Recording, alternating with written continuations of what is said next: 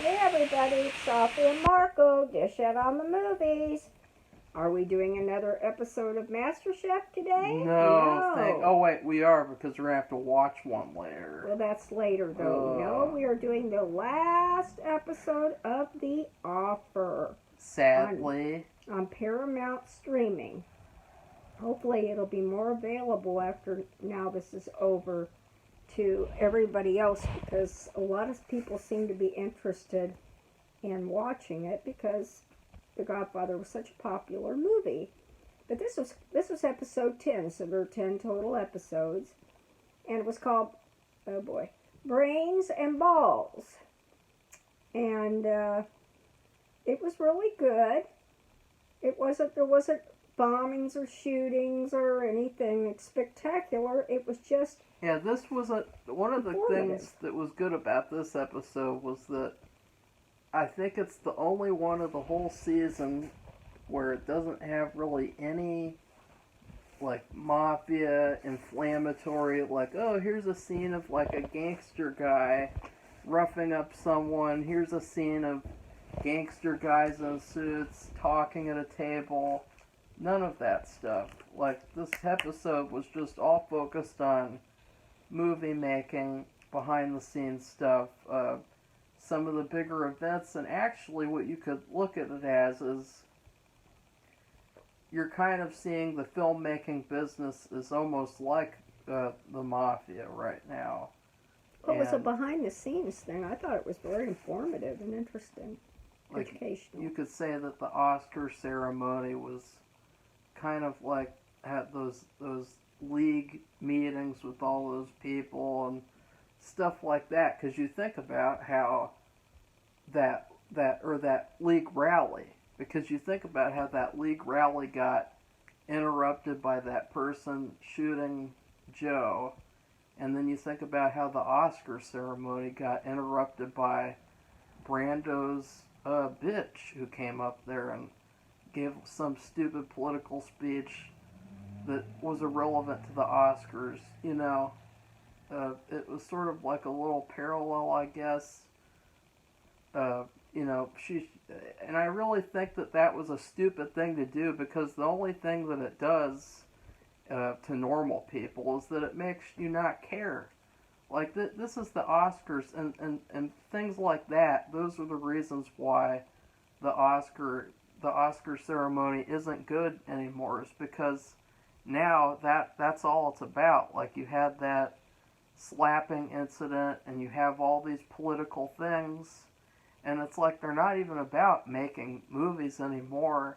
And so really that thing that Brando did, it was really stupid. Yeah, but I'll just disagree with you in a certain way, or just tell you that I watched that episode, or that Oscar ceremony, and I didn't know that was when The Godfather won all those awards. I just remember the woman coming to be at her place. I didn't even know what movie it was that he made. So that's what I remember that for. And with the most recent Oscar ceremony, what does everybody remember? They're going to remember the famous slap and what that was about. The physical assault moment. So no, it's not a good thing. And you know, that's what the Oscars have become because of things like that, doing things like that. Like, if she had legitimate stuff to talk about, the Oscars wasn't the place to talk about it. No, it wasn't. And actually, they showed, and I don't know if this was a true thing. I mean, this was a recreation, but yes, they showed, no, not that. I know that was, I watched it.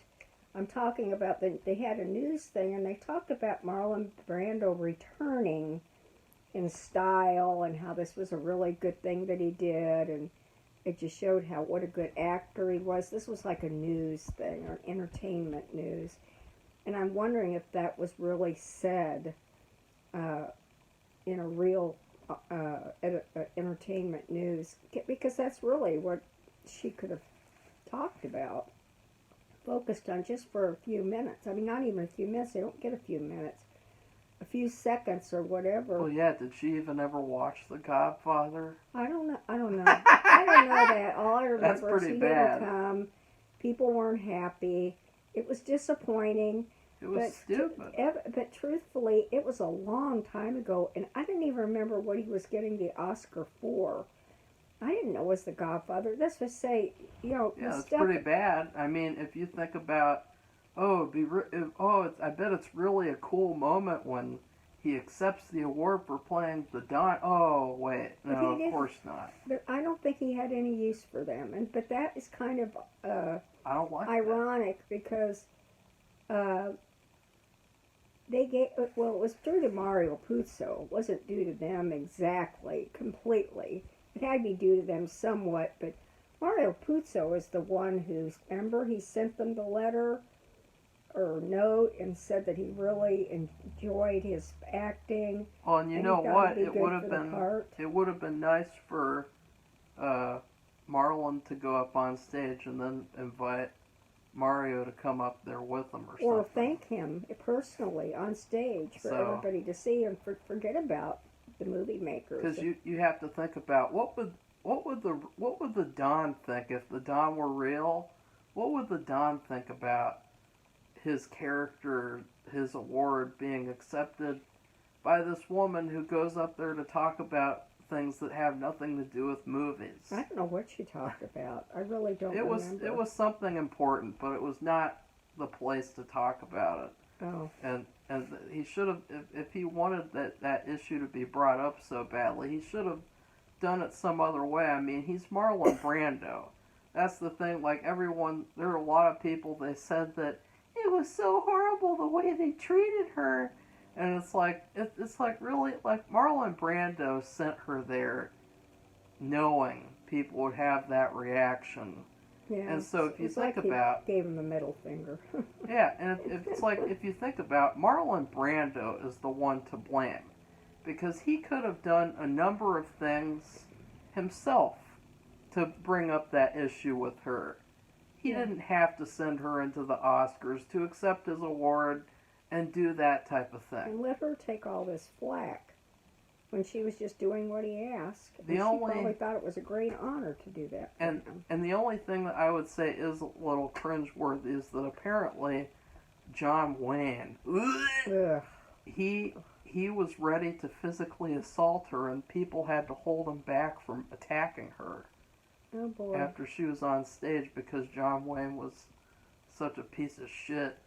They didn't have that on the show. See, I don't John know. I don't Wayne. remember anything But about that. That's the one thing I will say is that, like, the way John Wayne acted was pretty bad.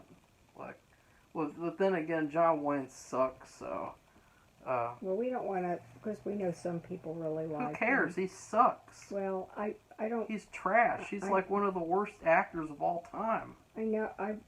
What was it that we heard that he? Just a side note that he had reported that Vincent Price was a communist. Yeah, Was that him? he was a part of that shitty ass that got him group of blacklisted celebrities for a while. who accused all these other celebrities of being communists. And it's the same thing nowadays, where if you're a conservative in Hollywood, you get that kind of treatment. And so John Wayne was, he was a part of cancel culture. Ironically, even though nowadays he would have been canceled nowadays. But anyways, that's beside the point. Yeah. This episode, I thought it was really good. It fixed a couple of huge errors in the season, but it had one glaring error itself. The two errors that it fixed were, number one, there was this really cool story with Ally McGraw. And surprisingly, she kind of redeemed herself, and she came back to him and she apologized and she agreed to come with him to the premiere and then get a divorce. And it was pretty funny because, Safi, what happened with her? What did she do? What did they both do? I don't know. At first she said not. She wouldn't go. What did she do? We served him the papers, and he had a dinner. He had somebody come in and make this beautiful dinner for her. Yeah, beef Wellington. Yeah, Beef Wellington, which I was thinking Gordon Ramsay, Gordon Ramsay. And of course it wouldn't have been him, but that's what I was thinking of. And then she said no, and he kind of started to cry, had tears in his eyes. I love this actor. I love that guy. He's a really good actor. He was better than the main actor. Like over the course of the season, I would say he was the best actor in the whole season. Yeah, I really liked him. He's just really good. He's played so many different types of characters. And then she says, she didn't think it would be a good idea or something like that, but she didn't say it meanly. She was very pleasant, and he accepted it. But he had this. It got to be premiere night, or not? Was it premiere night, or where he said, "Oh, I have this dream that Henry Kissinger's on one arm and Allie's on the other."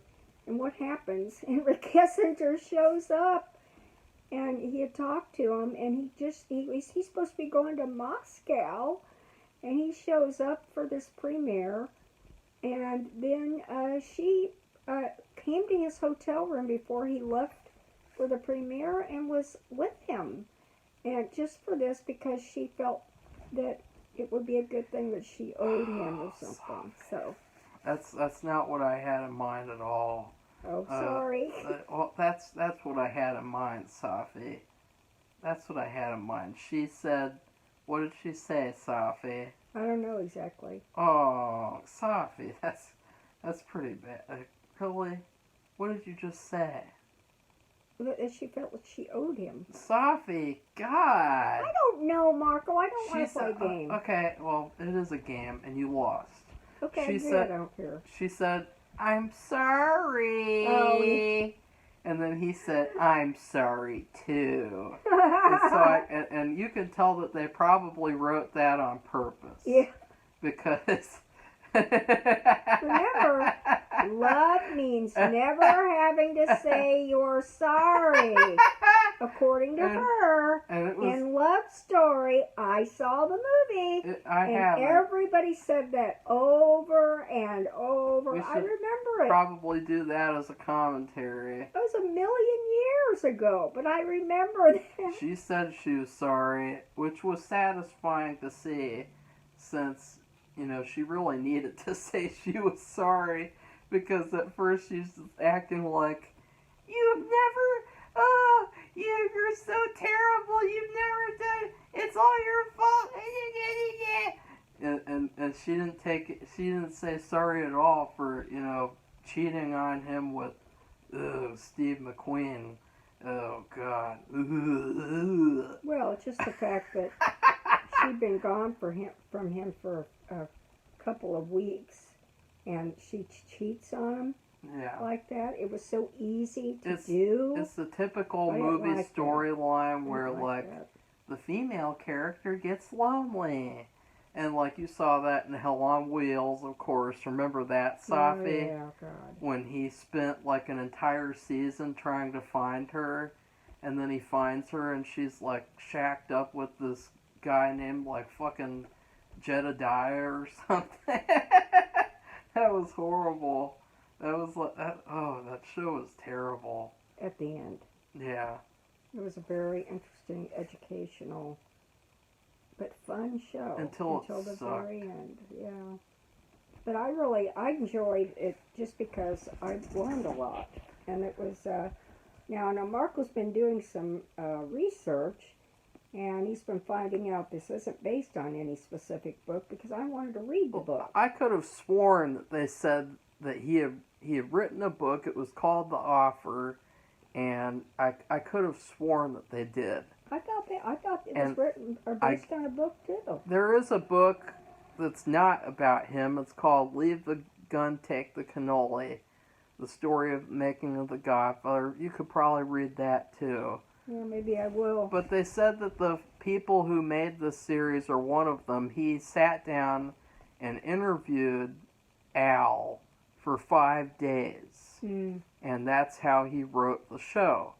And sadly, it's a bunch of BS.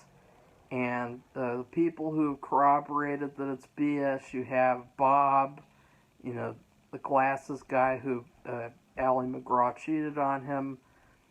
He confirmed that it was a bunch of BS.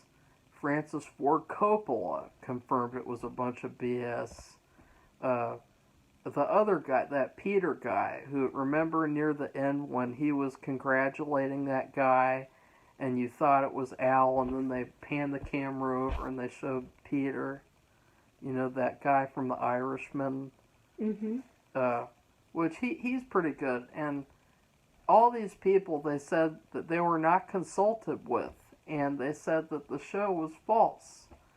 So that's pretty unfortunate, because I would say that this was a decent show. I don't think it was the full picture, but I do think it was a decent and fun season of TV. Well, Marco also read too that, and I saw it because I just saw something. I was looking at something else up, and I guess Marco had been looking at it, that said that the mafia really wasn't that big of a problem. I don't believe it. Okay, because I don't know. Because for one thing, they may have played it down because they didn't want people to know that it was a big problem, or for bad publicity. Yeah, So I would believe that part. I think that's a possibility. I don't know about all this other stuff. Which is, it's just It's sad, just that because in itself. the thing that's frustrating and disappointing is that, number one, it shows that Paramount hasn't learned from the past of all these mistakes in the show. Number two, why wouldn't you consult with all the other people? Like, why wouldn't you confirm That's so terrible. that you could... Academics. It's pretty shitty. It's kind of like with the Kennedy assassination, the way that, they just leave out all these witnesses who say all these things that completely go against their shitty story. Like, remember, Safi, when we watched that documentary and they said that they interviewed that guy and his family who were like a couple of feet away from the grassy knoll, and they never even interviewed them, or they left out the interview from the Warren Commission. Why? Because it goes against their shitty fake story. And it's the same type of thing with this show, it seems like, where we didn't get the full story, and I don't know if we will get the full story. I know, and that's a shame, because really this sounds very fascinating.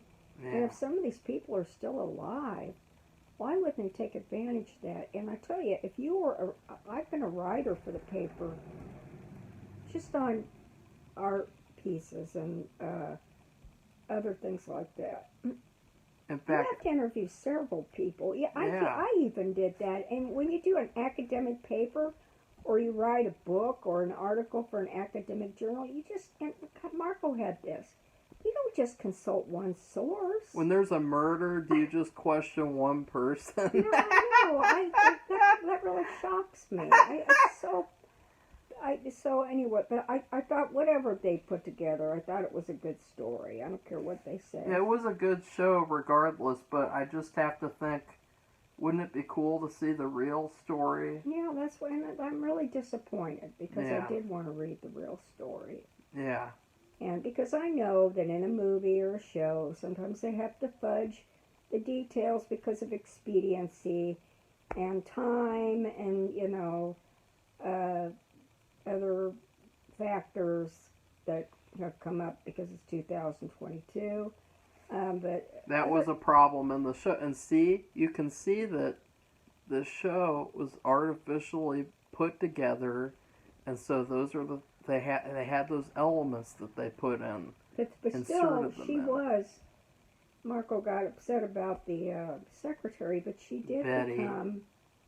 She did become a very well-known. I mean, that was a true thing. Let's talk about Betty, because That really did happen. I would say that one of the good things about this episode was, I felt like the other mistake was Betty. She totally redeemed herself. She acted a lot like an agent throughout the episode, and she acted like a different kind of person, like she was pivoting and becoming in the mind of an agent instead of a secretary. And it was cool, everything with her. There was only like one line that was shitty. Can you remember that line, Safi? There was like one agenda line that she spoke, and it was like, oh.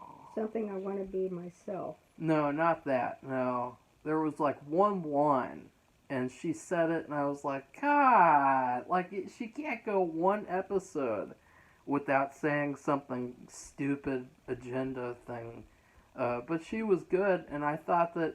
Oh, and another hilarious thing, Safi. Remember I said she just thinks she's gonna randomly, magically become an agent. What agency's gonna hire her? Well, guess what? Al gets her own office so that he can basically put her on as an agent. And so her whole agenting career is because of a man. Well, you have to get the money from somewhere. She would have had to get it from a bank. And back then, No, but Safi, mostly men worked in that kind of role. but Safi, she had a she should have Oh, okay. She could have worked for an agency. Yeah. Okay, yeah. and they give her an office. But Well, she wasn't expecting for them to give her anything. who like gave that. her an office? Al. He gave her an office, paid 2 years of rent. Yeah, that was nice. So that whole thing about like I'm tired of being in this box that the men in society have put me in. Well, guess what, biatch? Al, a man, just put you in a box. It's an office. It's a little box. It's a box room. And you love it. You're like excited about it. And so I just see, Safi, see how that was a bunch of bullshit? Yeah, okay. It was stupid. And so I did like everything with her this episode. There was just one line. I can't remember what it was though. You should have written it down. I mean, she didn't say that much. Well, I was doing something else, and so, God. Well, that's okay. But there was an agenda line with her. Another agenda line. It was really quick. It was stupid. It was completely useless and pointless. Didn't need to be there, as usual. Well, they did say, now, of course, that was really a fraction of the episode.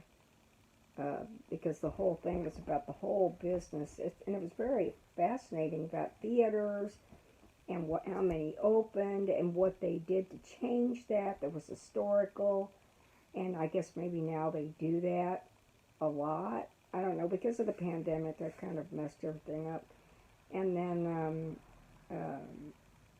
what else? The Oscars, the opening night, all this behind the scenes that we really don't know about.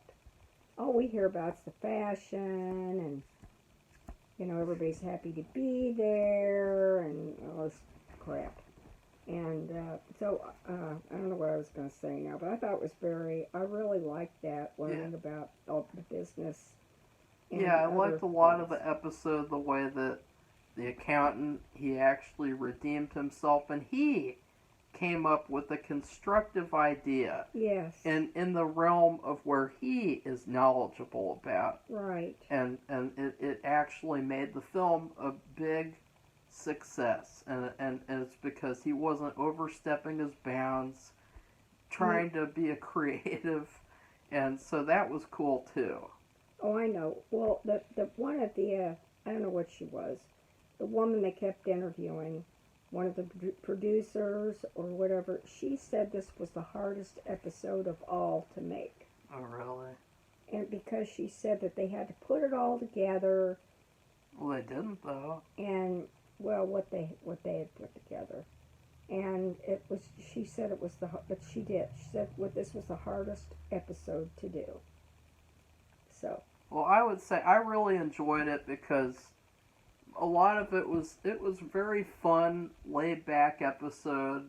It felt like a payoff after the whole season being extremely stressful. Yeah. And the one thing that came off weird was how Al it seems like he likes to abandon ship. Like he did that show, and then he Hogan's abandoned Heroes. that, and then he did The Godfather, and he didn't do the sequel. And I guess he has like a track record of like leaving ship. Like it's really strange. I thought that was a little weird. Well, And- they did too. Yeah, they did. They were like, "What? Like you're not gonna do The Godfather Part 2? You're gonna do a football movie?" With Burt Reynolds, The Longest Yard. And that was another thing I wrote down. They weren't even, I don't know if it was like the nominations of like who would be nominated for the Oscars. I can't remember. They had this thing where, well, he went in to see the guy with the glasses, Al did. You know his name. And he said he wanted to work. He had been making arrangements with Burt Reynolds to do this football movie in prison. I'm thinking, what movie are they talking about? Because I think it's something I didn't see. And I haven't seen it either, but I heard the title. Well, I think people really liked it. I don't think it was a bad movie. And then the other one was, and they were talking about that. There was this little span of the movie the show, where they're talking about all the projects everybody was working on. All of a sudden, I'm like, God, they put so much effort into this one movie. How did they do it with these others? And so they were going to start working on the Godfather sequel. They already were thinking about, the past. That would have been interesting how they picked Robert De Niro to do the, when he was younger. Well, the making of the second one would have Right. been interesting. And then they were doing but Chinatown. I just think that it would be more interesting to see the full story from all the other people included, and to go on from there. Like, to not have this be like a one-sided storytelling thing. And then they were talking about Robert Redford. I had to look that up because I'm like, what movie are they talking about? They're talking about Shitty Great Gatsby. The Sting. The Sting was really good, but that came out I think a little bit later. But that was one of theirs. Oh no, wait a minute. Yeah, and then the Burt Reynolds movie, which Of course, is they did Chinatown. The Longest Yard. Yeah, I They mentioned did. that. Some others. The Robert Redford, like Marco said, was The Great Gatsby, which was... This was really important to you, Safi. It was important to that guy, because remember, he was just really into The Great Gatsby, and... Anyway, so, I mean, just that stuff, and they did do, Robert Redford did do The Sting with Paramount, I believe, but that was a few years later. They weren't thinking about that. They were thinking about The Great Gatsby. And then Mario Puzo said, oh, guess what? I got $1 million to write one page of a story or something, screenplay for the Superman for Warner Brothers. So, I mean, he's working on that. So, I mean, that they have so much going on. That just amazed me.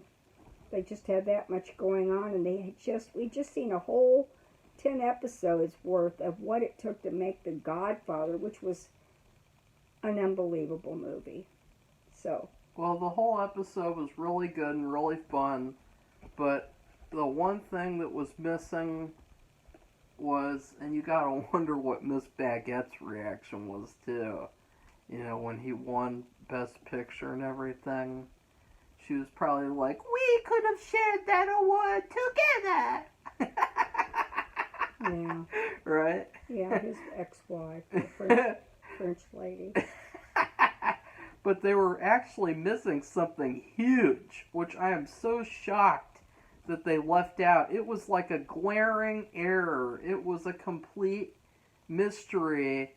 And to me, it feels like, since I just read that he interviewed that guy for 5 days, well, maybe that guy left out that part at the end because it's secret what happened or something. But remember, Joe Colombo was put in the hospital by some random guy at his rally. And Al visits him at the end of last episode, and he says, I hope you get better. I'll give you a special screening just for you. And that's the end of the episode. And you'd think they'd have one scene to show what happens. Does he wake? Does he? What happens? No, they don't have any scene at all. The whole episode with Joe Colombo, no scene.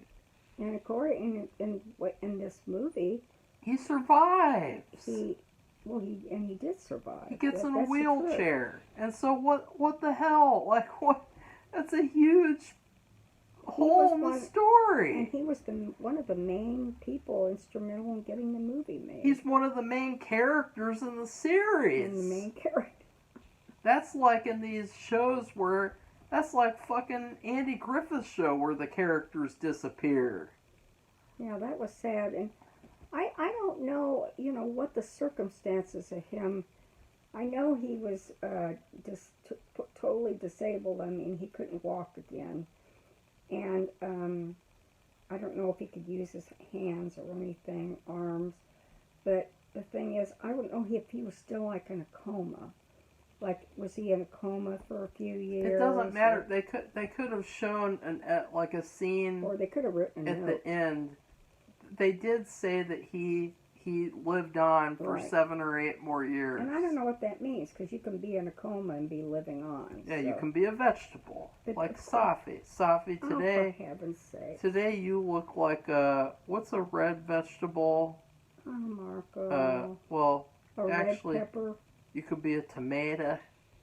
You A could be red like pepper. one of those Roma tomatoes that are really skinny, like you. You could be any tomato. Okay. Well, whatever. That was a shame. It was such a glaring hole. Like you expected. What about his family? Like it seemed like one of the stories was that Al was becoming his friend. They were saying that no gangster or anyone ever came into his house for a long time or something, and he was telling him about his son. And you'd think there'd be something at the end of the show involving that. Like, I was expecting, like, seeing a scene of, like, him and his family, and they're sitting in a theater with him. And it's just them watching the movie, and that would be fine. But no, get nothing. Yeah, I was a little shocked by that, too. That was a big hole in the show, Safi. Well, despite all that, I give the episode in the series an A. I give it an A as well, because I just can't give it anything lower because of those two mistakes, the little agenda line and then the missing scenes with Joe. Yeah. So if you like this video, press the like button. If you would like to become one of our subscribers, we welcome all subscribers.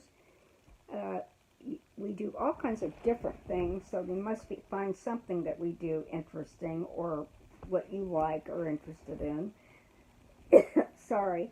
So come on down and be a subscriber. And if you have any comments, if you've seen the offer, you want to see it, let us know what you think. Bye, everybody. bye.